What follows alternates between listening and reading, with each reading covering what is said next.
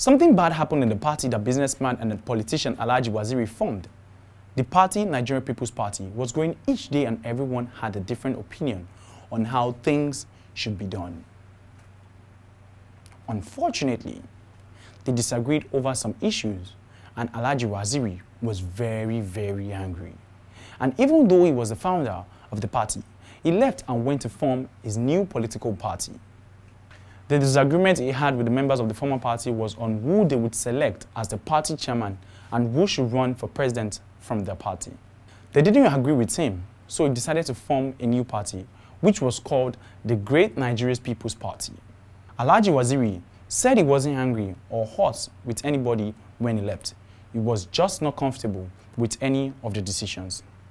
He became the face of his new party and appointed himself as a presidential candidate.